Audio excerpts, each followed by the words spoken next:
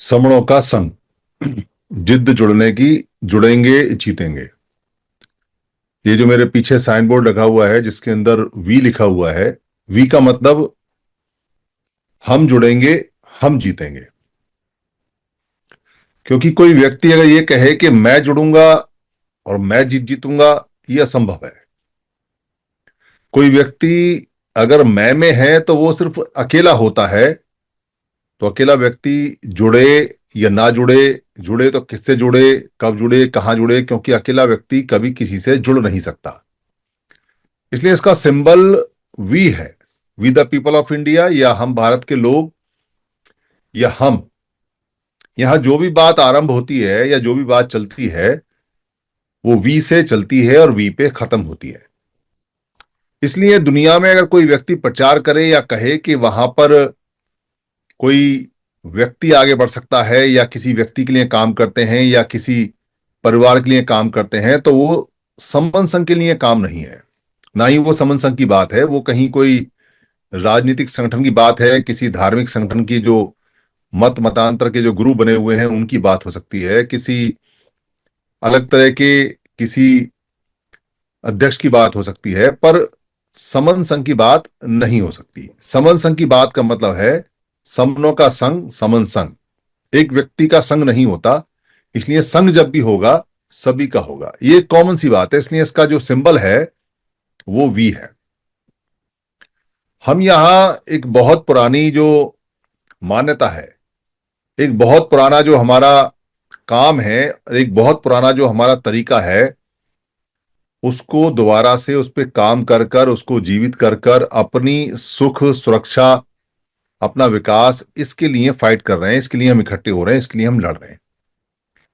पर इस पुराने तरीके में, पुरानी बातों में, क्योंकि बहुत सारी बातें लोगों को पता नहीं है, बहुत सारी बातें जानकारी नहीं है, और जिनको पता है वो इसको बताने को तैयार नहीं है। उसका जिक्र आज के कंसेप्ट में हम करेंगे, क्योंकि एक नया हमने फ्रंट खोला है, एक नई लड़ाई हमने लड़ी है, तो उसकी जानकारी सभी लोगों को होनी चाहिए। समन संघ का काम भारत में कई सौ साल बाद आरंभ हुआ है। ऐसा नहीं कि किसी ने आरंभ करने की कोशिश नहीं की, ऐसा नहीं कि किसी ने सोचा नहीं, ऐसा नहीं कि प्रयास नहीं हुए। सोचा भी, आरंभ करने की कोशिश भी की, और कुछ लोगों के खून में पुराना संघ निकल के बाहर भी आया। पर अधिकतर जो लोग थे वो संगठन में, व्यक्ति में, परिवारवाद में, पैसावाद में, क्षेत्रवाद में, भाषावाद में, राजनीतिवाद में, इन सब में उलझे हुए थे। इसलिए उनको उन लोगों की या उनके काम करने के तरीके की बात समझ में नहीं आई और उन लोगों ने उनका विरोध किया।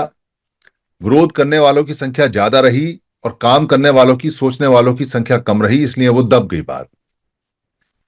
ऐसे बहुत सारे लोगों ने प्रयास किया और कुछ लोगों ने इस पूरे के पूरे सिस्टम को जाना, पहचाना, देखा, समझा, जगह जगह काम किया, जगह जगह वो गए, धक्के खाए, और अंत में उनको भी यही समझ में आया कि जब तक जुड़ेंगे नहीं तब तक जीतेंगे नहीं। और जुड़ने के लिए जो प्रोसेस है, जो तरीका है, वो व्यक्तिवाद पे आधारित नहीं होना चाहिए, वो संगठनवाद पे नहीं होना चाहिए, वो परिवारवाद पे नहीं होना चाहिए, वो पूंजीवाद पे नहीं होना चाहिए, वो तानाशाह वाला नहीं होना चाहिए।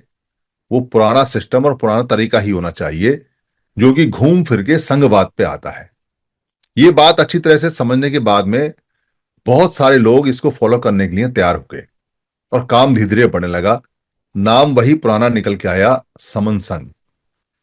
तो समन संघ में ये एनालिसिस किया गया और ये अच्छी तरह से जाना गया कि समन संघ को खतरा कहां से आएगा, समन संघ के विरोध में कौन खड़ा होगा, समन संघ का नुकसान कौन करेगा, या समन संघ के लोगों को कौन बहला के फुसला के लेके जाएगा, या समन संघ में कौन इस तरह के लोग आएंगे जो यहां राजनीति करने आएंगे, जो यहां पैसा कमाने के लिए आएंगे, जो यहां संगठन बनाने के लिए आएंगे, जो यहां व्यक्तिवाद के लिए आएंगे। वो कितने प्रकार के, कैसे कैसे लोग आएंगे। वो लगातार आते रहते हैं, जाते रहते हैं, आते रहते हैं, जाते रहते हैं।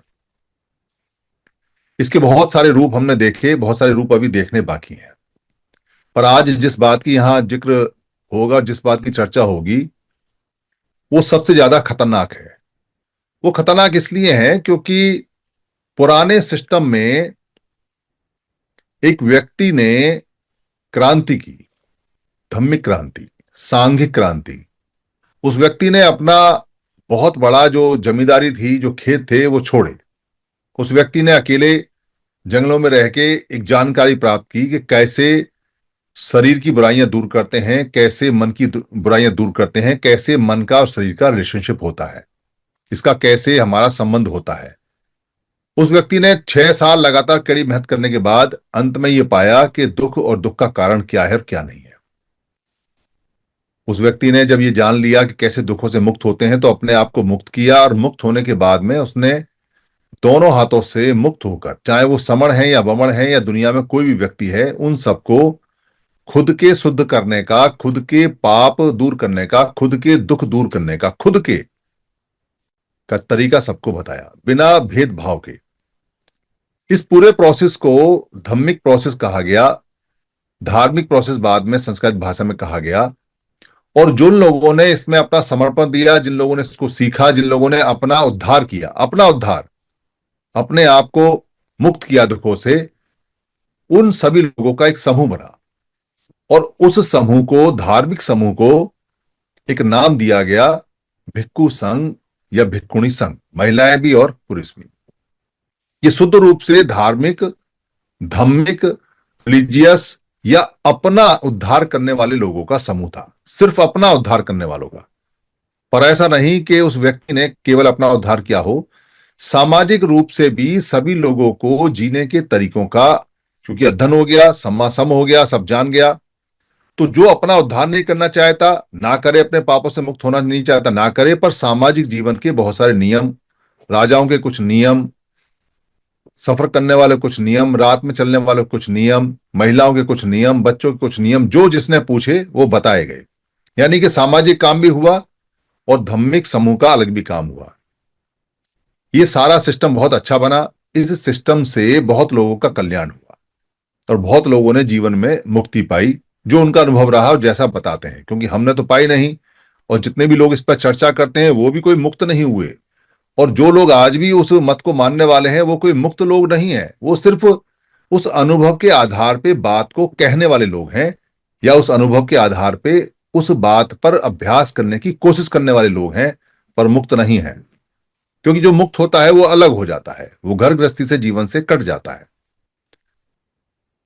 वो व्यक्ति, भारत का व्यक्ति, भारत का समन, उसको महासमन बोला करते थे, बहुत सारे नाम, तथागत, समन, महासमन, भैसज्य गुरु, वेदांत गुरु, धम्मधर, बहुत सारे नाम, हजारों नाम कह सकते हैं, 1008 नाम उस व्यक्ति के गुणों के आधार पर पड़े। पूरी दुनिया में चर्चा हुई और बाद के लोगों ने भी उस व्यक्ति को पूरी दुनिया में उसके नाम से आगे रखकर काम को किया। देश विदेश में उस व्यक्ति की कला को, जानकारी को पूरी दुनिया में पहुंचाया गया। लोगों ने, क्योंकि वो सवालों को बुझाने वाले, हर सवाल का जवाब देने वाले, सवालों को बुझाने वाले, तो बुद्धक नाम पड़ा, बुद्धक से बुझ पड़ा और बुझ से बुद्ध पड़ा। तो बुद्ध कहने लगे, बुद्ध का जो असली अर्थ है वो बुद्धक है, बुझ है, यानी कि सारे सवालों को बुझाने वाला, शांत करने वाला, जवाब देने वाला। यहां तक बात बहुत अच्छी है, बहुत बढ़िया है, सभी का लाभ है। इसमें कहीं व्यक्ति व्यक्ति के अंदर भेद नहीं है, क्योंकि ये धम्मिक प्रक्रिया है। ये जो प्रोसेस है ये सभी को बताने वाली इंडिविजुअल प्रोसेस है, मानव के लिए है, मानव के कल्याण के लिए है। इसलिए इसमें मानव मानव एक समान पूरी तरह से आता है। इसमें मानव मानव में कोई डिफरेंस अलग नहीं आता। भारत से इस जानकारी को लुप्त करने में बहुत सारे लोगों का हाथ रहा, और जिन लोगों का हाथ रहा वो लोग, जाहिर सी बात है, उस जानकारी से हानि प्राप्त कर रहे थे। अगर हानि प्राप्त नहीं करते, या उस जानकारी से या उस व्यक्ति के नाम की जानकारी से अगर उनको फायदा होता, तो कभी भी इस जानकारी को खत्म नहीं करते, बल्कि इसको आगे बढ़ाते, इसको फैलाते दुनिया में। पर ऐसा नहीं हुआ। भारत के अंदर जो बात बताई जिससे सबका कल्याण हुआ, उसको कुछ लोगों ने अपने फायदे के लिए दबा दिया, और धीरे धीरे धीरे पूरी तरह से ये विलुप्त हो गई, लुप्त हो गई, खत्म हो गई। इस जानकारी को बाद में निकाला गया। डॉक्टर अंबेडकर ने इस जानकारी को जाना, और जानने के बाद में ये बताया कि ये व्यक्ति, ये जानकारी, ये धम्मिक संघ भारत का है, जो पूरी दुनिया में फैला हुआ है। इसके जनक भारत के हैं और वो समन है। और समन लोगों को इस जानकारी को दोबारा से चेक करना चाहिए, देखना चाहिए और भारत को प्रबुद्ध भारत बनाना चाहिए। और भारत को कुछ लोग कहते हैं बौद्धमय भारत बनाना चाहिए। बेसिकली बौद्धमय का मतलब है बुद्धक भारत बनाना चाहिए, जो जानकारी के आधार पे हो और लोगों की अज्ञानता को दूर कर सके और उनको जानकारी वाले जवाब दे सके। ये काम था, क्योंकि ये भारत का है और ये समानता पर आधारित है और ये सभी के लिए बराबर का होता है। ऐसा जानकर डॉक्टर अंबेडकर ने इसका प्रचार प्रसार किया, खुद अडॉप्ट किया और लोगों को अडॉप्ट करने के लिए भी कहा। पर डॉक्टर अंबेडकर ने किसी और समण मत के लिए मना नहीं किया। ये नहीं कहा कि किसी और समण मत की बुराई करनी है या उसको नहीं मानना है या वो छोटा है या वो बड़ा है या वो ठीक नहीं है या सिर्फ इसी को मानना है। समण जो संखति है, जो समण परंपरा है, उसके सारे संत, सारी बातें लगभग एक सी हैं और सारी बातों का सार लगभग एक सा है। ये एक छोटा सा सार या छोटी सी समरी मैंने आपको बताई, जो पुराने समय के संत के हिसाब से डॉक्टर अंबेडकर ने हमें बताई और बहुत सारे लोग इसको अडॉप्ट करते हैं। समन संघ सारे समणों की जितनी भी पॉलिसी है, जितनी भी पद्धति है, जितने भी कार्यक्रम है, उन सबको अडॉप्ट करता है, उनको मानता है, उनको जानता है। पर किसी समण संघी को यह नहीं कहता कि एक पॉलिसी या एक बात या एक समण संत की बात या एक व्यक्ति की बात को आगे बढ़ाना है या उसके नाम से आगे बढ़ाना है। सभी बराबर हैं, क्योंकि ये जो समण संघ है ये धम्मिक संघ नहीं है, ये धार्मिक संघ नहीं है, ये रिलीजियस संघ नहीं है, ये मत वाला संघ नहीं है, ये किसी एक मत को प्रमोट नहीं करता। ये व्यक्तियों के लिए है, ये समणों के लिए है, ये समणों का संघ है। और समण किसी मत का हो उसका यहां स्वागत है, बस समण होना चाहिए। ये संघ बुद्ध से पहले भी था। जब बुद्ध बुद्ध नहीं थे, बुद्ध बुद्ध नहीं थे, तब उन्होंने जो साख्य समण संघ की उस समय शपथ ली थी और उसके नियम माने थे, ये वही समण संघ है जो साधारण लोगों का है। और साधारण लोगों की कोई बाध्यता नहीं है, और साधारण लोगों की जो बाध्यता है वो धम्मिक संघ के प्रति नहीं है। ये ध्यान रखें, साधारण लोगों की बाध्यता धम्मिक संघ के नियमों के प्रति नहीं है, और साधारण लोगों की जो बाध्यता है वो अपने संघ के नियमों के प्रति है जो पहले से है। क्या मतलब है इसका? कि साधारण लोगों की जो बाध्यता है वो किसी भी हालत में धम्मिक संघ के नियमों के प्रति नहीं है। इसका जिक्र मैं क्यों कर रहा हूं? इसका जिक्र मैं इसलिए कर रहा हूं कि समण संघ का जब काम आरंभ होने लगा तो बहुत सारे लोग इसके विरोध में आए। राजनीतिक लोग आए, उन्होंने हमसे कहा, हमको उकसाया, हमारे संगियों को उकसाया कि हम राजनीति में जाने वाले हैं।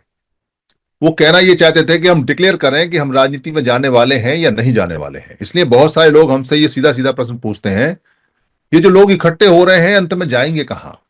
ये जो लोग इकट्ठे हो रहे हैं ये किस पार्टी को सपोर्ट करेंगे?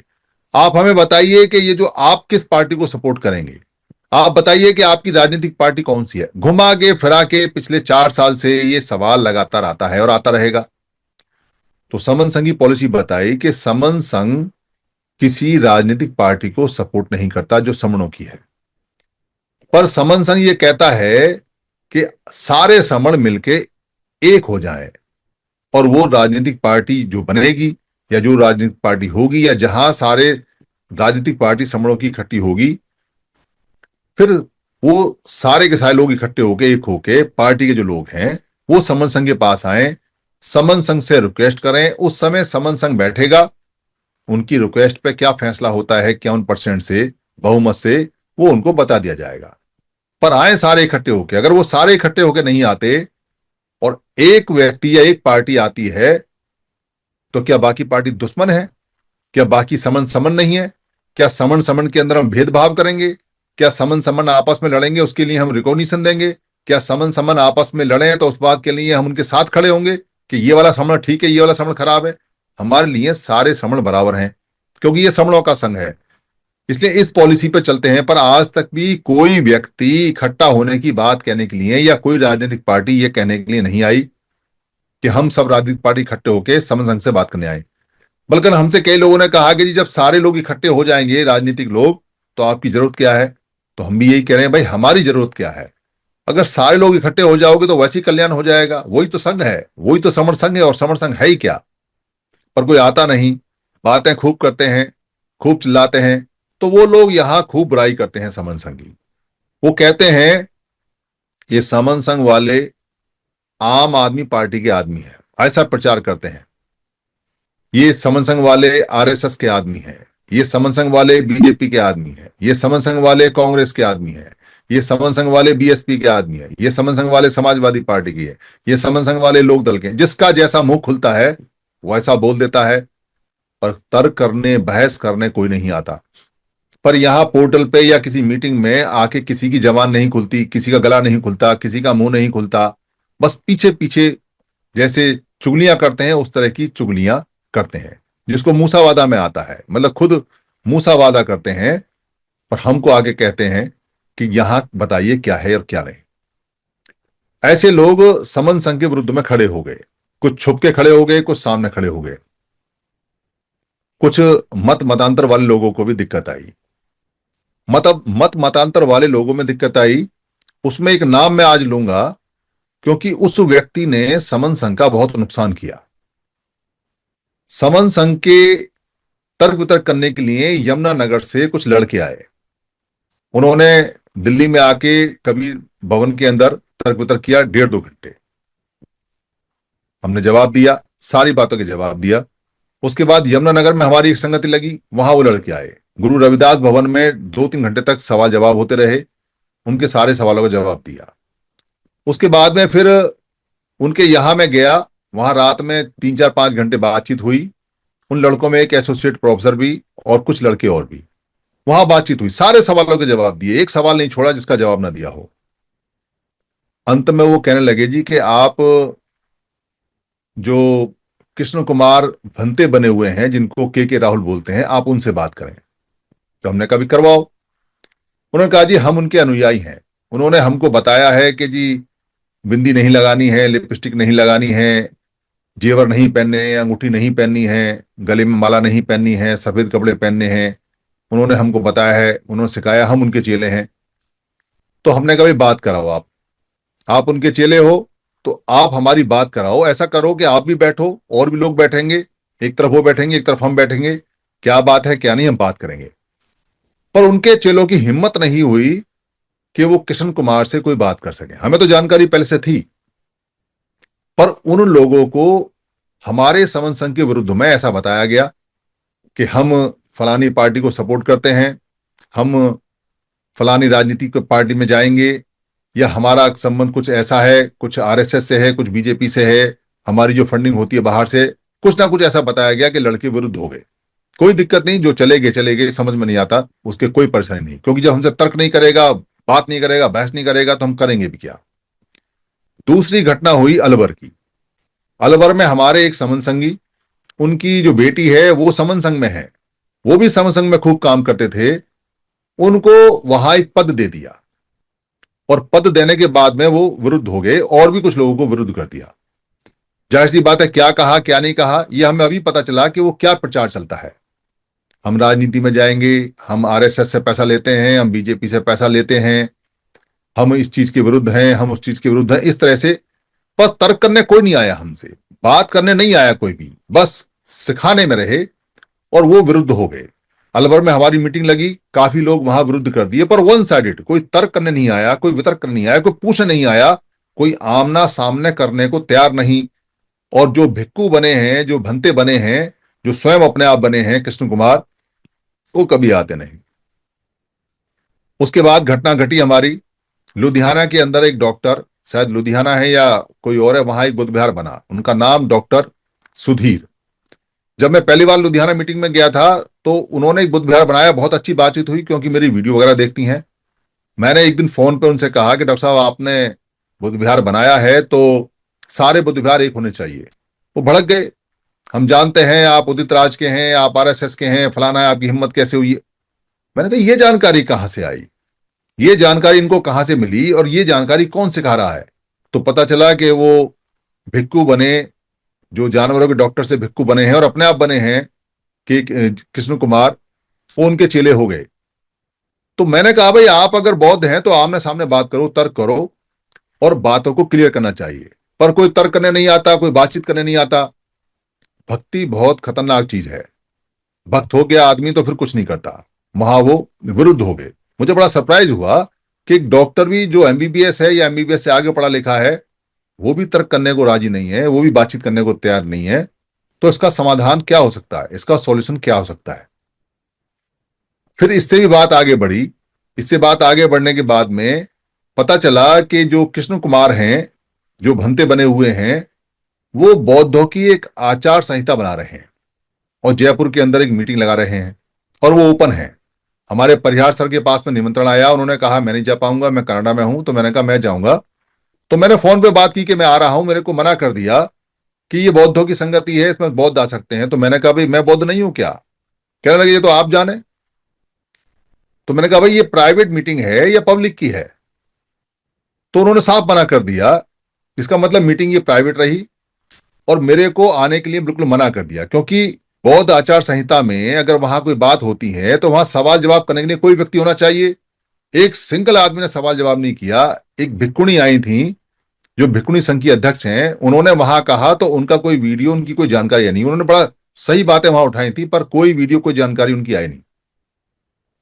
और भी कई घटनाएं ऐसी घटी हैं जिन घटनाओं से यह पता चला कि ये जो व्यक्ति हैं, जिनका नाम कृष्ण कुमार है, जो जानवरों के डॉक्टर रहे हैं या कंपाउंडर रहे हैं और जिन्होंने वीआरएस लिया है, ये समन संघ के विरुद्ध में काम करते हैं। ऐसी एक घटना गुजरात में हुई। गुजरात में हमारे समन संघियों को एक कार्यक्रम के दौरान में मना कर दिया कि समन संघी नहीं आने चाहिए इस कार्यक्रम में। भाई ये कैसा कार्यक्रम है? ये पब्लिक का कार्यक्रम है, प्राइवेट कार्यक्रम है, अपना कार्यक्रम है, तब डर क्यों समन संघियों से? समन संघियों से बहस करने से, बातचीत करने से, तर्क वितर्क करने से डर क्यों? ये डर क्यों है वो मैं आपको बता रहा हूं, क्योंकि ये जंग अभी बहुत लंबी चलेगी और ये जंग बहुत लोगों से चलेगी और हमको इसको तैयार रहना चाहिए, क्योंकि समन संघ जैसे जैसे सही सही बात करेगा, वैसे वैसे गलत गलत बात करने वाले लोग भ्रामक प्रचार करके हमारे संघियों को तोड़ेंगे। तो उनको सवाल जवाब के लिए चैलेंज करना है। क्या कारण है इसका? क्यों क्यों उन्होंने आने के लिए मना किया? पुराने समय में भिक्षुओं की एक आचार संहिता चलती थी जिसको विनय पिटक बोलते हैं। उस विनय पिटक में भिक्षुओं के और भिक्षुणियों के नियम है। वो नियम बड़े शानदार हैं। अगर कोई व्यक्ति धार्मिक प्रचार करेगा, अगर कोई व्यक्ति बुद्ध के संग में रहेगा, अगर कोई व्यक्ति धार्मिक संघ में बुद्ध के बाद रहेगा, अगर कोई व्यक्ति चीवर लेने की इच्छा जाहिर करेगा, अगर कोई व्यक्ति चीवर पहन के अपना कल्याण करने के लिए धम्म की शरण में जाकर और वहां भिक्षुओं के संग में जाकर रहेगा, तो उसको वो नियम मानने ही पड़ेंगे।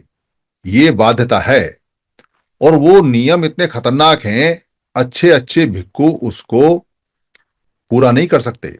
इसलिए चीवर पहनना हर एक व्यक्ति की बस की बात नहीं है। उसमें बहुत सारे नियम ऐसे हैं। इसीलिए जो भिक्षुओं के नियम की वजह से जो भिक्षु बनते थे, और खासतौर से बुद्ध का जो धार्मिक संघ था, उनकी बड़ी ऊंची मान्यता थी। इतनी ऊंची मान्यता थी कि लोग उनके उन नियम पे चलने के कारण उनकी बहुत इज्जत करते थे। किसी व्यक्ति की इज्जत नहीं करते थे, पर उनकी इज्जत करते थे। और वो जिस रंग का कपड़ा पहनते थे उसको चीवर बोलते थे। उस चीवर को इसलिए इज्जत से देखा जाता था क्योंकि उसके अंदर जो व्यक्ति है वो धार्मिक है और वो व्यक्ति उच्चतम मापदंडों पे चलता है। उन उच्चतम मापदंडों की कुछ नियम मैं आपको बता देता हूं। घर छोड़ना पड़ेगा अगर चीवर लेगा तो। गृहस्थ नहीं रह सकता, पत्नी और बच्चों के साथ में नहीं रह सकता, पत्नी दूर दूर तक भी पास नहीं हो सकती और बच्चे नहीं। वो व्यक्ति पत्नी और बच्चों से हमेशा के लिए दूर हो जाता है। एक जगह मठ बनाकर नहीं रह सकता, उसको जीवन भर चलना होता है चरके भिक्षुचारी के। वो व्यक्ति अपने हाथ से रजत या सोना चांदी नहीं छू सकता, ले नहीं सकता, रख नहीं सकता, अपने नाम से नहीं ले सकता, कोष नहीं बना सकता उसका। कोई दूसरा व्यक्ति भी उसके नाम से सोना चांदी जमीन जायदाद नहीं इकट्ठी कर सकता। वो जो व्यक्ति जो चीवर लेगा, जो धम्म पे चलेगा, जो धार्मिक संघ का मेंबर होगा, वो सिर्फ इतना खाना इकट्ठा करेगा एक दिन में जिससे कि भिक्षु संघ का खाने का काम पूरा हो जाए, वो भी भूख से 20% कम। और गीला खाना लेगा, सूखा खाना ले नहीं सकता, गीला खाना लेगा, पका पकाया खाना लेगा। और जाके खड़ा होगा दरवाजे पे तो मुंह से मांग नहीं सकता। दरवाजे पर खड़े हुए व्यक्ति को किसी ने देख लिया तो दे देगा, और जो देगा वो पात्र में लेना पड़ेगा और सारे पात्रों में खाना जाएगा। और खाना जब सफिशिएंट हो जाएगा तो वो संघ के नाम से खाना आएगा, भिक्षु के नाम से नहीं आएगा। फिर भिक्षु संघ में जाएगा, फिर वहां खाना मिक्स होगा, फिर खाना खाएगा। अगर 12 बज जाते हैं तो 12 बजे के बाद खाना नहीं खा सकता। सिर्फ खाना खाएगा तो 12 बजे से पहले खाएगा। शाम को सिर्फ गुड़ की सैलरी खाएगा। सैलरी मतलब लिक्विड कोई होगा, रस वगैरह गुड़ का, इतना खा सकता है, इससे ज्यादा नहीं खा सकता। और अगर खाना बचेगा तो जानवरों को देना पड़ेगा। स्टोर नहीं कर सकता पका खाना भी। चीवर दो रख सकता है, एक पहनने के लिए और एक धो के सुखाने के लिए। इसके अलावा चीवर रख नहीं सकता। चाहे उसको 50 चीज चीवर मिले, वो चीवर को संघ दान में देना पड़ेगा। जो भी सामग्री आएगी वो भिक्खू के नाम से नहीं आती, वो संघ दान के नाम से आती है और वो संघ में जमा होती है। और संघ से रिक्वेस्ट करने पे जरूरत के अनुसार संघ उसको देता है। वो किसी भी हालत में कोई भिक्खू उसको रख नहीं सकता। भिक्खू को हर समय लोगों को जागरूक करते रहना पड़ेगा।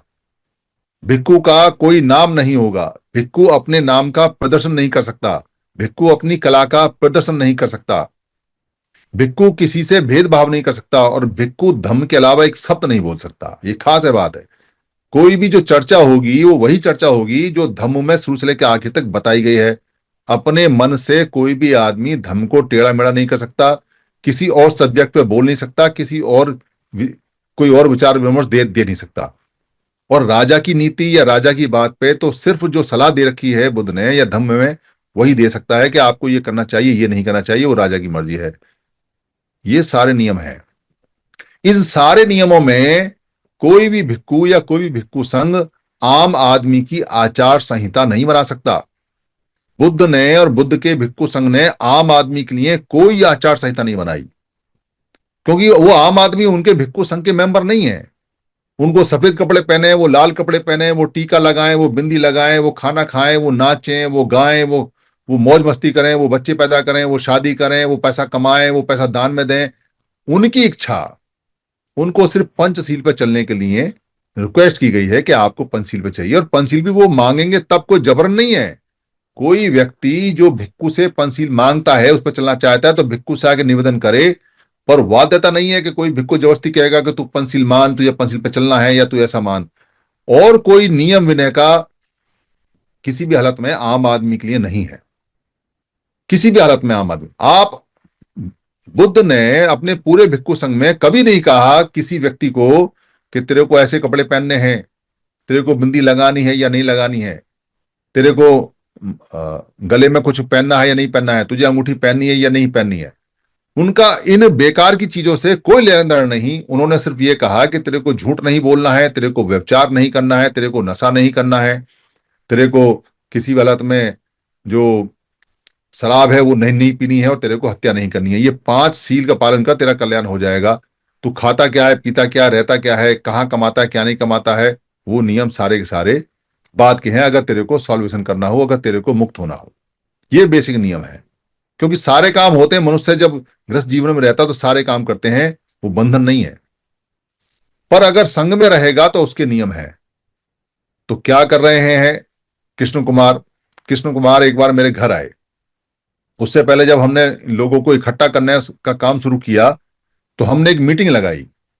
मीटिंग लगाने के लिए हमने वहां आनंद भवन के अंदर सब लोगों को बुलाया, तो किशन कुमार को भी बुलाया। किशन कुमार आए। किशन कुमार को मैं इसलिए बोलता हूं क्योंकि 2006 के अंदर जब हमने बहुत बड़ा धम्म दीक्षा कार्यक्रम किया था, तब ये साधारण व्यक्ति थे। इन्होंने कासाय वस्त्र धारण नहीं किए थे। कासाय वस्त्र धारण करने में एक ताकत होती है। पुराने कासाय वस्त्र यानी जो चीवर का रंग है, उसको लोग आज भी मान्यता देते हैं। अगर कोई साधारण व्यक्ति, जैसे यहां जितने भी हमारे लोग बैठे हुए हैं 146, अगर ये 146 में से कोई भी व्यक्ति आज रात को कासाय वस्त्र अपने आप पहन लेता है, अपने आप धारण कर लेता है, अपने आप चीवर पहन लेता है, तो चाहे उसे कैखे गए आता हो या ना आता हो, चाहे वो बिल्कुल निहायती बेवकूफ हो, चाहे वो चोर हो, चाहे वो डाकू हो, चाहे वो चकारी हो, चाहे व्यभिचारी हो, चाहे जुआरी हो, चाहे शराबी हो, चाहे वो चोर हो, चाहे लुटेरा हो, चाहे वो पैसा इकट्ठा करने वाला हो, चाहे वो नेता हो, चाहे कुछ भी हो, भारत का साधारण आदमी उसको नमस्कार करता है। सिर्फ इसलिए क्योंकि भिक्खु संघ की पुरानी बहुत जबरदस्त मान्यता उसके जीने, उसके खून में है। और इसीलिए हमारा जितना भी आज के समय भारत का श्रमण है, वो किसी भी चीवरधारी से या किसी भी ऐसे भगवा कलर वाले से सवाल नहीं करता। वो ये मानता है कि ये भगवान बुद्ध के भिक्खु संघ के तरह ही पवित्र और अच्छा व्यक्ति होगा, ये विपश्यना साधना करता होगा, इसलिए इसे सवाल क्या पूछना है। वो ये भूल जाता है कि अब ना यहाँ भगवान बुद्ध है और ना यहाँ भिक्खु संघ है, यहाँ तो कुछ और ही चल रहा है। इसलिए बहुत सारे लोगों ने अशोक के समय भी ऐसे कपड़े पहन पहन के रोजगार चलाए और रोटी राम हो गए, यानी कि रोटी खाते थे आराम से और रोटी अपना इकट्ठा करते थे और धन जायदाद और पैसा भी इकट्ठा करना शुरू कर दिया और नियम बदलने शुरू कर दिए। और फिर नियम बताने बंद कर दिए कि बुद्ध ने कौन से विनय पिटक या महावीर जैन ने कौन से नियम बनाए, उनको बताना बंद कर दिया। उस मान्यता के कारण आज भी जो काषाय वस्त्र पहन लेता है और अपने आप को कहता है कि मैं भिक्खु हूं, मैं जानकार हो गया, मैं किसी मत वाला हो गया, मैं किसी का कोई संत का चेला हो गया, या खाली कपड़ा पहन लेता है, तो लोग उसको कुछ नहीं पूछते। उनकी बुद्धि बंद हो जाती है, उनकी अकल काम करना बंद कर देती है। वो उस पुरानी मान्यता के कारण और या श्रद्धा भाव भक्ति के कारण और या अपनी अज्ञानता के कारण या अपने डर के कारण एक सवाल नहीं पूछते, जबकि सवाल पूछना चाहिए। ऐसा बुद्ध के समय भी हुआ है जब साधारण लोगों ने बुद्ध को बताया है कि आपका वो भिक्खु ऐसा ऐसा करता है, वो विनय के नियम में चलता नहीं है, वो बताना चाहिए। और डॉक्टर अंबेडकर ने भी भिक्खुओं के हाथ नहीं जोड़े, क्योंकि वो ये मानते थे कि ये संघ के नियमों के आधार पर नहीं चलते। इसलिए कुछ लोगों ने उनको ये कहा कि नहीं, अगर आप इनके हाथ नहीं जोड़ोगे तो बाकी लोग बाद में हाथ नहीं जोड़ेंगे। उसका नुकसान हो रहा है, उसका नुकसान हो रहा है, क्योंकि ये लोगों के ऊपर एक किताब भी लिखी जा चुकी है जो कुसुम मेघवाली जी ने लिखी है, चीवर का आतंक। चीवर में बैठे लोग कैसे आतंक फैलाते हैं। अगर हम धर्म को बढ़ाने की बात करते हैं और सवाल नहीं करते हैं तो अधर्म बढ़ेगा, धर्म नहीं बढ़ेगा। मैं इसलिए यहां आपको बता रहा हूं क्योंकि साधारण लोगों की आचार संहिता बना दी, पर भिक्खुओं की आचार संहिता का कोई जिक्र नहीं। जो किशन कुमार भंते बने हुए हैं उनके बारे में कोई जानकारी नहीं। हमने पूछा, जब वो वहां आए तो हमने कहा कि आपको संघ में काम करना चाहिए। उन्होंने संघ में काम करने का कोई जिक्र नहीं किया और वो चले गए, क्योंकि उनको अपना काम करना था, अपना पर्सनल लोग इकट्ठा करना था और पैसा इकट्ठा करना था और ये काम करना था, नेता बनना था। इसलिए क्या क्या समस्या हुई, वो एक बार मेरे घर आए, मुझसे मिलना चाहते थे। उनको लगता था कि समन संघ उनको प्रमोट करेगा, उनको लगता था कि समन संघ उनसे उनकी बातों में आके उनको चीवर को देख के और उनके आगे नतमस्तक होगा। तो मेरे पास आए और आने के बाद में मैंने उनसे पूछा कि आपने चीवर कैसे लिया, क्योंकि इसका नियम है 10 साल तक आपको ट्रेनिंग में सामने बनना पड़ेगा किसी खास अच्छे भिक्खु के नीचे। वहां आप धम्म सीखोगे और 10 साल बाद वो आपका टेस्ट लेगा जिसको उपसमता बोलते हैं। उस टेस्ट में पास होगा, फिर आपका एक संघ होगा और संघ होने के बाद फिर आपको इस बात की इजाजत मिलेगी कि अब आप लोगों को धम्म दे सकते हैं। ये पुराना नियम है। तो कोई संघ होना चाहिए, कोई भिक्खु होना चाहिए। ना तो कोई भिक्खु है, ना कोई संघ है, ना कोई नियम है, बस अपने आप ही सब चीवर पहन लेते हैं और उसके बाद लोगों को धमकाते हैं और लोग हाथ जोड़ लेते हैं और सवाल करते नहीं है। उससे धम्म की हानि हो रही है, उससे धम्म नहीं बढ़ रहा है, उससे अधम्म बढ़ रहा है। और हमारे जैसे काम करने वाले समण संघियों को परेशानी होती है, क्योंकि लोगों को समझाते समझाते हम बावले हो जाते हैं कि भाई ऐसा नहीं है, लोगों के अलग नियम होते हैं, भिक्खुओं के अलग होते हैं। भिक्खु अपने नियम में जाए, भिक्खु अपने संघ में जाए, भिक्खु आम लोगों के नियम नहीं बना सकता। जब बुद्ध जैसे व्यक्ति ने आम लोगों के नियम नहीं बनाए, तुम्हारी क्या हैसियत है भाई? तुम कौन लोग हो? तुम कहां से आए हो? क्या सेना बना रहे हो? क्या मिलिट्री बना रहे हो? क्या आर्मी बना रहे हो? जब बुद्ध जैसे व्यक्ति ने कभी नहीं कहा कि एक सा कपड़ा पहनना है, तो सफेद कपड़ा पहनना क्या जरूरी है? किसने नियम बनाया? क्या जो सफेद कपड़ा नहीं पहनेगा वो बुद्ध का अनुयायी नहीं है? क्या वो बुद्ध को नहीं मानेगा? क्या दुनिया के सारे देशों में जो बुद्ध के अनुयायी हैं वो सब सफेद कपड़ा ही पहनते हैं? इसका मतलब तो यह है कि अगर भिक्खु सफेद कपड़ा नहीं पहनेगा तो वो भी बुद्ध का अनुयायी नहीं है। तो ये अनगढ़ जो नियम बनाए जाते हैं, इनसे धम्म एक राजनीतिक रूप से रिलीजन बन जाता है। क्या बन जाता है? रिलीजन, मजहब बन जाता है, रिलीजन बन जाता है। क्योंकि मजहब में और रिलीजन के अंदर फिर कंपटीशन होता है। तेरा धर्म ऐसा, मेरा धर्म ऐसा, तेरा मजहब ऐसा, मेरा मजहब ऐसा, तेरा रिलीजन ऐसा, मेरा रिलीजन ऐसा। पर धम्म बुद्धिस्ट, जो बुद्ध ने दिया हुआ कल्चर, जिसको बुद्धिस्ट कल्चर बोलते हैं, ये धम्म में, रिलीजन में, मजहब में, इसमें अंतर में आती है। ये किसी भी हालत में धर्म और रिलीजन से अलग होती है। ये एक जीवन जीने की पद्धति है जिसको एक पूरे पूरे सेंटर में या पूरे पूरे एक सर्कल में नहीं बांधा जा सकता। अगर आप इसकी लोगों को बांधने के नियम बनाओगे या एक शर्त रखोगे या इसको एक किसी हालत में इसकी एक आचार संहिता बनाओगे, तो ये एक छोटा सा गुट बन जाएगा, ये एक छोटा सा संगठन बन जाएगा, ये और संगठनों से बढ़ने के लिए तैयार हो जाएगा। फिर इसका स्वरूप राजनीतिक हो जाएगा, फिर इसका जो स्वरूप है, रूप है, वो संगठनात्मक हो जाएगा। फिर इसका कोई मालिक हो जाएगा, फिर वो जैसे अपने अनुयायियों को कहेगा वैसे होगा। फिर उसके अनुयायी और दूसरे जो लोग हैं उनके अनुयायी आपस में लड़ेंगे। जबकि धर्म बहुत बड़ी चीज है और ये रिलीजन या मजहब में नहीं आता। ये सर्कल में नहीं बांधा जा सकता, इसलिए ये दुनिया में फैला। अगर ये नियम भारत में बुद्ध ने बना दिया होता कि ये शर्तें हैं, व्यक्ति को जो धार्मिक होगा उनको ये माननी पड़ेंगी, और साधारण लोगों की ये शर्त हैं, तो दुनिया में कोई मानता ही नहीं इसको, ये दुनिया में फैलता ही नहीं। इसलिए इसको किसी भी हालत में आचार संहिता के अंदर बांधकर गुलामों की तरह नहीं बनाया जा सकता। ये स्वतंत्र है और ये पहले से ही बहुत बढ़िया चल रहा है। हाँ, भिक्षुओं को बांधा जाता है, जो भिक्षु हैं उनकी आचार संहिता है, पर भिक्षु आचार संहिता का पालन नहीं करते, खुद आचार संहिता का पालन नहीं करते, और आम लोगों को आचार संहिता में बांधने के लिए चले हैं। तो हमें कहां परेशानी हो रही है? हमें परेशानी इसलिए हो रही है क्योंकि जो समणों का जो मत है, जिसको हम बुद्ध का मत बोलते हैं या जैन का मत बोलते हैं या कबीर साहब का मत बोलते हैं, ये जो मत हैं ये सार्वजनीन है, ये सभी लोगों के लिए है। अगर इनकी आचार संहिता में या इनके नाम पे पैसा इकट्ठा करना शुरू कर देंगे, या इनके नाम पे सेना जैसा ड्रेस बनाना शुरू कर देंगे, या इनके नाम पर लोगों को बंद करके भक्ति में लाना शुरू कर देंगे, तो आने वाले समय में इस्लाम से टक्कर होगी। इस्लाम वालों में ये वाली जो सेनाएं लड़ेगी, या हिंदू हैं उनसे लड़ेंगे, या जो जैनी हैं उनसे लड़ेंगे, या जो सिख हैं उनसे लड़ेंगे, क्योंकि एक समुदाय बना दिया आपने। और अगर हम ऐसा नहीं करते हैं तो बौद्धों का आज तक किसी से कोई झगड़ा नहीं है। जो बुद्धिस्ट मत के लोग हैं वो सभी मतों में होते हैं, वो सभी रिलीजन में होते हैं, तो उनसे कोई हमारा झगड़ा नहीं। आज तक भी कहीं भी बुद्धिस्ट लोगों का इस तरह का सामुदायिक रूप से, संगठनात्मक रूप से कोई गैंग या कोई झगड़ा पूरी दुनिया में नहीं है। साथ रहते हैं, अपना काम करते हैं। तो आचार संहिता की जरूरत है भिक्षुओं की, और बनाई जा रही है साधारण आदमियों के लिए। इसलिए हम इसका विरोध करते हैं, इसलिए हम ये कहते हैं कि ये ठीक नहीं है। पर कोई व्यक्ति भिक्षु का चोला ओढ़कर और कुछ लोगों को इकट्ठा करके और उनको डॉक्टर अंबेडकर के नाम पे भड़का के, और जब बार बार ये कहता है कि ये ऐसा होना चाहिए और वहां तालियां बजे, तो वहां कोई सवाल करने वाला है ही नहीं। वो सारे भक्त हैं, सारे मूर्ख हैं, और कोई जानता नहीं कि भिक्षुओं की आचार संहिता क्या है क्या नहीं है। तो अब हमें मनसा का पता चलता है कि आखिर ये चाहते क्या है। क्योंकि जो व्यक्ति अपने बारे में कुछ नहीं बताता, जिसको अपने बारे में कोई जानकारी नहीं है, जो व्यक्ति अपना इतिहास नहीं बताता, तो हमने किशन कुमार जी से इतिहास पूछा कि आप बताओ कि आप हो क्या, कहां से आए हो, कौन हो, क्या करते हो, आपके बच्चे क्या करते हैं, आपका परिवार क्या करता है, तो कोई जानकारी नहीं।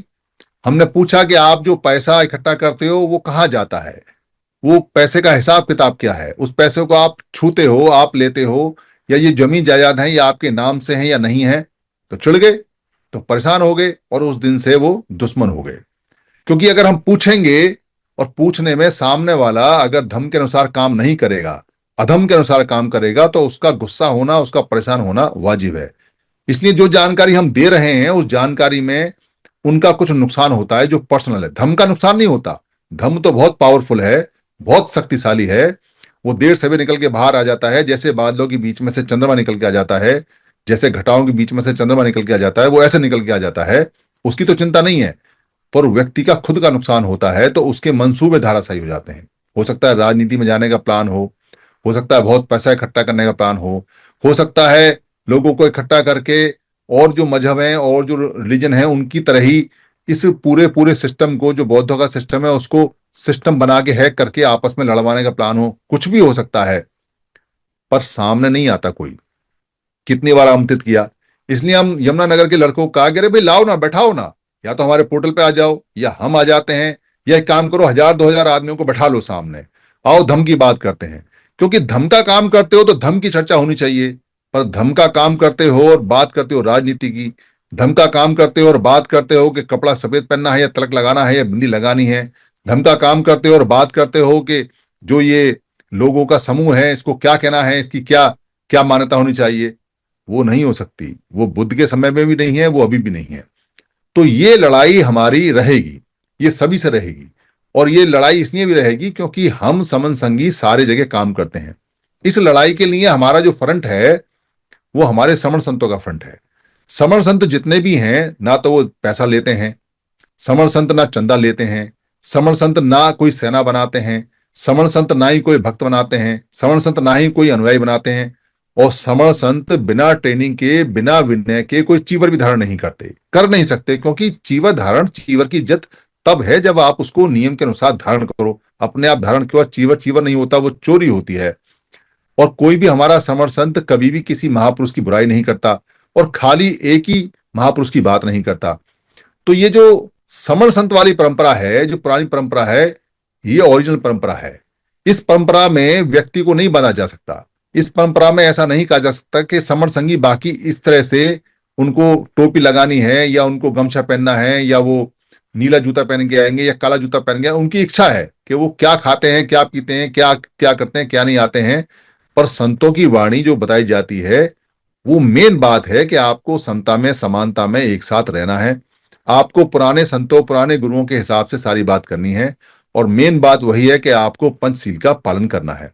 तो ये बात बनती है। तो ये लड़ाई हमारी चलेगी। और ये लड़ाई में मैं इसलिए आपको बोल रहा हूं क्योंकि जब आपके पास इस तरह के लोग आए तो आप उनसे सवाल करें कि हमारी आचार संहिता बाद में, पहले अपनी आचार संहिता बनाओ। हमारे किस महापुरुष ने हमारी आचार संहिता बनाई है, बताओ। तो कोई आदमी कह सकता है डॉक्टर अंबेडकर ने सफेद कपड़े पहनाए 1956 में। डॉक्टर अंबेडकर ने सफेद कपड़े नहीं पहनाए 1956 में। 1956 में अधिकतर लोग सफेद कपड़े पहना करते थे।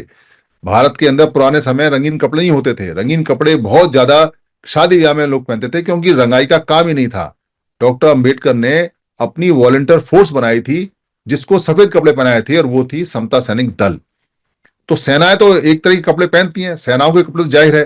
पर लोगों को नहीं कहा था कि भाई आप किसी भी हालत में पूरे जीवन भर आपने सफेद कपड़े पहनने हैं, या आप सफेद कपड़ों में रहो, या आपका ऐसे ड्रेस है। वो मान्यता नहीं है। पर कार्यक्रम में आए, फंक्शन में आए, और फंक्शन में आने के बाद में आपने व्यवस्था संभालनी है। उस व्यवस्था में कुछ लोग खास तरह के कपड़े पहन के आते हैं, एक तरह के कपड़े पहन के आते हैं, वो चल सकता है। पर किसी भी हालत में लोगों को ड्रेस कोड में या किसी भी हालत में किसी और कोड में नहीं बांधा जा सकता। ये बात हम तर्क वितर्क से कह सकते हैं महापुरुषों के आधार पे। और इसका आधार भी कोई नहीं है कि आप लोगों को उनके हिसाब से ना चलने दें या उनकी स्वतंत्रता को छीन लें। इसलिए जितने भी हमारे समण संगी हैं वो इस बात को अच्छी तरह से समझें, क्योंकि जब हम किसी भी व्यक्ति से उसका हिसाब मांगेंगे, पैसा मांगेंगे, तो वो ये कहेगा आपका क्या लेना देना, आप क्यों मांगते हो, आप क्या हमारे संग में हो, आप क्या हमारे गुट में हो, आप क्या हमारे संगठन में हो। तो हमारा व्यक्ति ये सोचेगा कि नहीं, ये ठीक कह रहा है क्योंकि मैंने इनको पैसा दिया नहीं, मैं इनके गुट में नहीं, मैं इनके समुदाय में नहीं, मैं इनके संगठन में नहीं, तो मैं क्यों मानूं। पर ऐसा नहीं है। ऐसा इसलिए नहीं है कि दो तरह के काम होते हैं, या तो सार्वजनिक होगा और या व्यक्तिगत होगा, या तो पब्लिक का होगा या प्राइवेट होगा। है उसकी कॉल और उसका काम करने का तरीका सार्वजनिक है या प्राइवेट है, पर्सनल है। अगर वो सार्वजनिक है तो हर व्यक्ति की जिम्मेदारी है कि वो सवाल करे और पूछे कि ये सार्वजनिक कार्यक्रम किस नियम के आधार पर चल रहा है, कैसे चल रहा है, ये नियम किसने बनाए हैं और इसका क्या परिणाम है, और इस तरह के लोग इकट्ठे हैं या नहीं है। और अगर व्यक्तिगत है तो उधर जाने की जरूरत नहीं है, बात खत्म हो जाती है। हमारे लोग इस बात का डिफरेंस नहीं कर पा रहे हैं कि कोई व्यक्ति अगर कार्यक्रम लगाता है तो वो पब्लिक का कार्यक्रम है या प्राइवेट कार्यक्रम है। दरअसल वो कार्यक्रम प्राइवेट होता है, उसमें एक ही व्यक्ति की चलती है, एक ही व्यक्ति उसका अध्यक्ष होता है, एक ही मालिक होता है, चाहे वो चीवर में हो, चाहे वो किसी सफेद कपड़ों में हो, चाहे वो टोपी लगाए, चाहे वो टाई लगाए। वो व्यक्ति ही मालिक होता है, उसी की चलती है, उसी के नियम होते हैं, वही नियम बनाता है, वही मंच पर रहता है, वही बोलता है, वही पैसा इकट्ठा करता है, वही पैसे का हिसाब रखता है, और वही पैसा अपने परिवार के लिए खर्च कर सकता है, और वही सारी चीजों को, बात को डिसाइड करता है। और ऐसे 29 लाख लोग हैं। पर हम ये मान लेते हैं कि ये व्यक्ति सार्वजनिक कार्यक्रम कर रहा है क्योंकि उसने फोटो लगा रखे हैं, बाबा साहब के फोटो लगा रखे हैं, बुद्ध के फोटो लगा रखे हैं, पेरियार साहब के फोटो फोटो लगा रखे हैं, कबीर साहब के फोटो लगा रखे हैं, गुरु रविदास जी के। तो हमको लगता है कि ये गुरुओं का काम कर रहा है, ये संतों का काम कर रहा है, ये महापुरुषों का काम कर रहा है, ये सार्वजनिक काम है। सार्वजनिक काम नहीं है किसी भी हालत में। इसको अच्छी तरह से सीख लें और इस पर बोलना शुरू करें कि ये प्राइवेट काम है। क्योंकि सार्वजनिक काम वो होगा जिसका डिसीजन, जिसका फैसला, जिसके नियम सारे लोग मिलकर बनाएंगे। जिस कार्यक्रम की रूपरेखा सारे लोग मिलकर नहीं रखेंगे, जिस कार्यक्रम के नियम सारे लोग मिलकर नहीं लगाएंगे, जो कार्यक्रम बहुमत से पास नहीं होगा, जिसका बहुमत की जवाबदेही नहीं होगी, जो बहुमत में नहीं आएगा, जिसका हिसाब किताब बहुमत में नहीं होगा, सब लोगों के बीच में नहीं होगा, वो काम प्राइवेट है, पब्लिक का है। प्राइवेट है, पर्सनल है, वो पब्लिक का नहीं है। भारत देश का जो संविधान है उसका लोकसभा के अंदर हिसाब किताब होता है, लोकसभा से उसके नियम बनते हैं, लोकसभा उसको देखती है, लोकसभा उसको भंग करती है, लोकसभा ही सारे काम करती है। तो वो लोक का है, यानी संघ का है, व्यक्ति का नहीं है। पर यहां तो जितने भी लोग हैं, चाहे वो संत हैं, चाहे वो नेता हैं, चाहे राजनेता हैं, चाहे राजनीतिक लोग हैं, उन्हीं की चलती है, वही एक लोग होते हैं। तो वो कार्यक्रम सार्वजनिक कैसे हो गया? भारत में आज तक जितने भी कार्यक्रम चल रहे हैं, इस समन संघ को छोड़ के सब प्राइवेट लिमिटेड है, सब के सब प्राइवेट लिमिटेड हैं। अगर एक भी आपको लगता है कि वो पब्लिक का है, सार्वजनिक है, संघ का है, तो आप दोबारा से सोच लीजिए कि आप कितने बड़े अंधेरे में और कितने बड़े मुगालते में चल रहे हैं। ये जो मंचों पे लोग इकट्ठे किए जाते हैं और ड्रामा किया जाता है, उनको बुलाया जाता है, इनकी जड़ों में जाइए, इनकी जड़ों में जाके पूछिए कि ये जो कार्यक्रम चल रहे हैं उसके नियम कहाँ बने, उनको पूछ कौन सकता है, और उनको सब लोग पूछ सकते हैं या नहीं पूछ सकते हैं। अगर सब लोग नहीं पूछ सकते हैं, सब लोगों के साथ नहीं हुआ है, सब लोग हिसाब नहीं कर सकते हैं, सब लोगों की सहमति से नहीं बना है, तो वो प्राइवेट कार्यक्रम है। चाहे भले ही आपको कैसा भी लगता हो, चाहे भले ही कितनी भीड़ हो, चाहे भले ही कितना वहां पे धुआंधाड़ मच रही हो, पर वो प्राइवेट है, व्यक्ति का है, वही उसका मालिक है। और जैसे ही वो व्यक्ति मर जाता है या मर जाएगा या मर रहा है, वैसे ही वैसे वो कार्यक्रम भी मर जाता है या मर रहा है या मर चुका है। पूर्व में भी कितने सारे कार्यक्रम ऐसे हुए हैं जो कि लोगों ने पूरी जान लगाई और पैसा लगाया और पता चला अंत में वो तो व्यक्ति का था, वो व्यक्ति मर गया, काम खत्म हो गया, वो तो सार्वजनिक था ही नहीं। जो सार्वजनिक कार्यक्रम होगा, जो संघ का कार्यक्रम होगा, उसमें 1000 व्यक्ति मर जाए पर वो कार्यक्रम नहीं मरेगा, पर व्यक्तिगत मरता है। तो लगता ऐसा है लोगों को ये हमारी राजनीतिक पार्टी है। अरे तुम्हारी राजनीतिक पार्टी कहाँ है? तुम्हारा तो वहां पे तुम्हें तो कुत्ता की तरह वहां दुत्कार देते हैं, उसको बाहर नहीं तुमको तो पूछता नहीं, बाहर से भगा देते हैं। तो तुम्हारी राजनीतिक पार्टी कहां से हुई? तुम क्या करोगे राजनीतिक पार्टी में? तुम सिर्फ एक वोटर हो, वोट दो या दो, भगो यहां से, कोई नहीं पूछता। राजनीतिक पार्टी उसकी है जो वहां नियम बना रहा है, जो तुम्हारी नहीं सुन रहा है, जो सारा पैसा ले रहा है, जो सारे डिसीजन कर रहा है, जो तुम्हारी मर्जी के बिना तुम्हारे विरोधी लोगों की बात भी सच सच कर रहा है, उसकी राजनीतिक पार्टी है। तुम्हारा क्या है इसमें? इसलिए भारत में कोई भी राजनीतिक पार्टी आज तक पब्लिक की नहीं है, वो प्राइवेट लोगों की है, और वो प्राइवेट लोग ही उसके मालिक होते हैं। वैसे ही जितने मत मतांतर चल रहे हैं आज के समय और जो लोग उनको चला रहे हैं, वो पब्लिक के नहीं है किसी भी हालत में। उसमें पब्लिक की नहीं चलती, उसमें कोई तर्क वितर्क नहीं होता। उसमें एक आदमी बैठा होता है, वो किसी संत पुरुष के नाम पे वचन करता है, बाकी लोग टूंग के बैठे रहते हैं, अपनी नींद पूरी करते रहते हैं या सोते रहते हैं या देखते रहते हैं, और थोड़े समय बाद उठ के चले जाते हैं। वो बाबा मर जाता है, उसके बाद वो उसका कोई दूसरा आ जाता है, चेला छठा सा उसका उसका घर का, या वो खत्म हो जाता है। पर पब्लिक का नहीं है उसमें कुछ भी, क्योंकि पब्लिक का होगा तो पब्लिक उसमें पूछेगी कि ये बात ठीक है या नहीं है, दूसरा संत जो कह रहा है वो बात ठीक है नहीं है, ये संत जो कह रहा है ये बात ठीक है नहीं। और ये सारे संतों की एक बात होनी चाहिए, सबको एक साथ होना चाहिए, पर कोई भी पब्लिक को नहीं पूछता, उसमें कहीं कोई बात नहीं होती। वैसे ही जितने भी ये सारे के सारे सिस्टम चल रहे हैं भारत में, वो व्यक्ति के चल रहे हैं, खासतौर से हमारे। इसीलिए समन संघ के आने से बहुत लोगों को परेशानी होती है, और उनकी परेशानी कारण वो ऐसे व्यवहार करते हैं जिसके कारण हमें और ज्यादा कमर कसनी है। कई लोगों को ऐसा लग सकता है हमको भंते के बारे में ऐसा नहीं कहना चाहिए। कई लोग आपको कहेंगे अरे यार भंते के बारे में ऐसा बोल दिया, भंते के बारे में ऐसा नहीं कहना चाहिए। पर मुझे एक बहुत बड़े भंते का आज फोन आया और उन्होंने कहा कि आपने जो ये कहा है ये बिल्कुल ठीक कहा है। तो मैंने कहा भाई आप काहे नहीं कहते हो, जिम्मेदारी तो आपकी है, हमारी जिम्मेदारी नहीं है।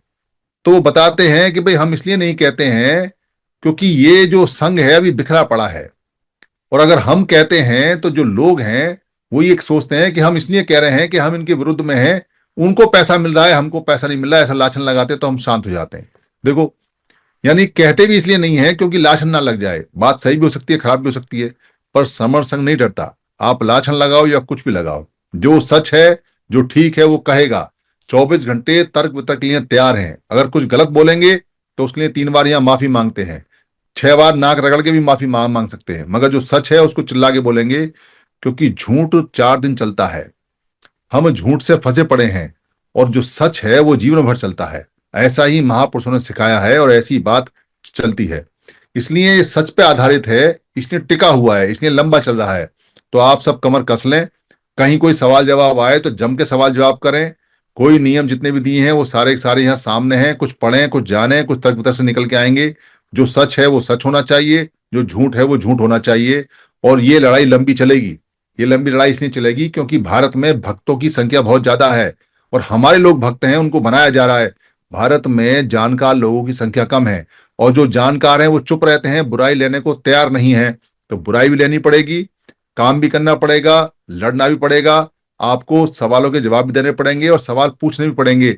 अगर आप ऐसा नहीं करोगे तो हम जिंदा नहीं बचेंगे, इसका ध्यान रखना। क्योंकि सारे महापुरुषों ने तर्क वितर्क किया है, सही को सही कहा है और गलत को गलत कहा है, चाहे उन्होंने अपना घर छोड़ा, चाहे अपने बच्चे खत्म कर दिए। डॉक्टर अंबेडकर अगर सही को सही नहीं कहते और गलत को गलत कहते तो आज हम यहां नहीं होते। अगर वो भी बहाने बनाते और वो भी ये कहते अरे गांधी जी ने जो बोला है वो ठीक है, जो नेहरू जी ने बोला है वो ठीक है, जो पटेल जी ने बोला है वो ठीक है, तो आज यहां हम इकट्ठे नहीं होते, आज नहीं होते। अगर वो हाँ में हाँ मिला के होते तो सारा मामला खराब हो गया होता। वो बोले, उसकी कीमत उन्होंने दी, इसलिए आज हम यहां मौज मस्ती कर रहे हैं। अगर हम आज नहीं बोले और सही को सही नहीं कहा, हमने गलत को गलत नहीं कहा, तो हमारे बच्चों की हालत बिल्कुल खत्म हो जाएगी। फिर हमारे आने वाले बच्चे मौज नहीं कर पाएंगे। सच्चाई हमेशा कड़वी होती है, पर वो औषधि का काम करती है, वो आदमी को स्वस्थ रखती है। और झूठ और आडंबर हमेशा मीठा होता है, पर वो व्यक्ति को खत्म कर देता है, मार देता है। ये बात अंतिम है और ये बिल्कुल सच है। इसलिए औषधि बनना है, कड़वा बनना है, ताकि हमारे बच्चे अच्छी तरह से फले फूलें। मेरी किसी बात में अगर किसी को कुछ बुरा लगा हो, कुछ खराब लगा हो, तो मैं संघ से माफी मांगता हूं। संघ मुझे माफ करे, संघ मुझे माफ करे, संघ मुझे माफ करे। और कोई बात अगर किसी को यहाँ खराब लगी हो तो खूब जमकर तर्क करे। हो सकता है कि मेरी बात गलत हो और वो सिद्ध करे कि जो मैं कह रहा हूं वो गलत है, क्योंकि मैं भी दुरुस्त हो जाऊंगा अगर मेरी बात गलत होगी, और मैं भी अपनी जानकारी दुरुस्त कर लूंगा। तो इसलिए यहाँ तर्क वितर्क का रास्ता खुला हुआ है। 133 लोग अभी हैं, जो चाहे वो तर्क तक कर सकते हैं। संघं नमामि, संघं नमामि, संघं नमामि।